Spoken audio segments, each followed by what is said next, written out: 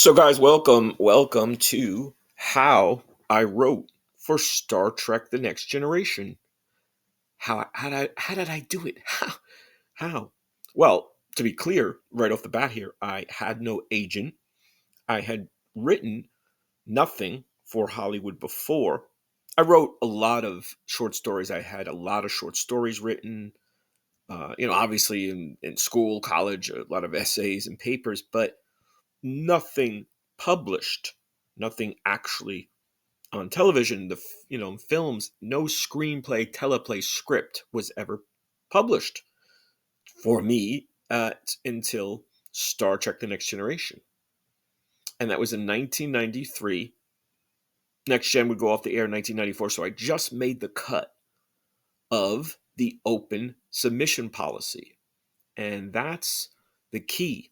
Michael Piller, who came aboard in season three of Next Gen, he opened up the show. Now, what does that mean? Well, when you write and you want to write for television or films in a way, believe it or not, are a little easier. Meaning, if you have a spec script, a script written on speculation, no contract, no promise to buy.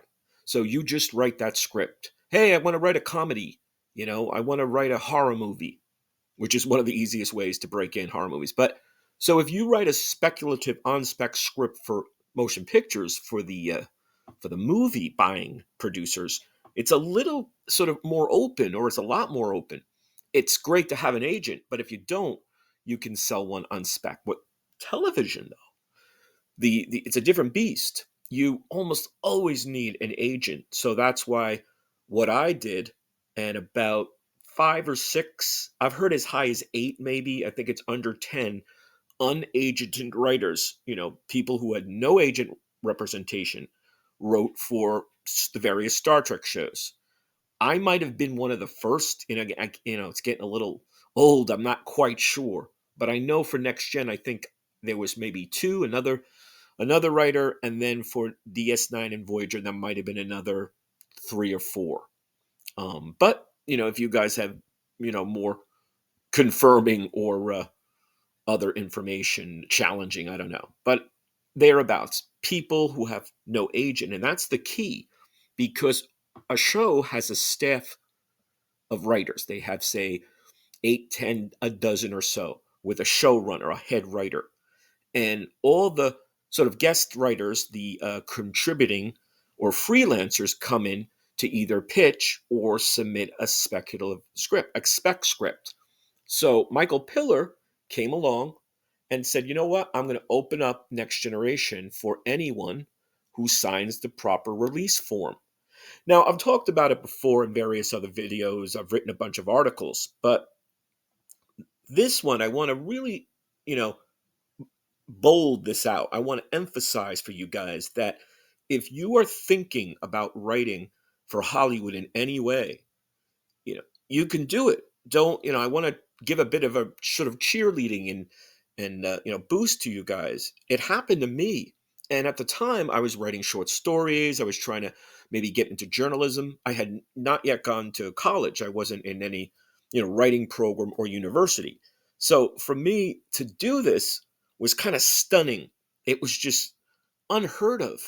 And like I said, maybe there was another two or three in Next Gen. I'm not quite sure, but it's just rare. But it can happen. It does.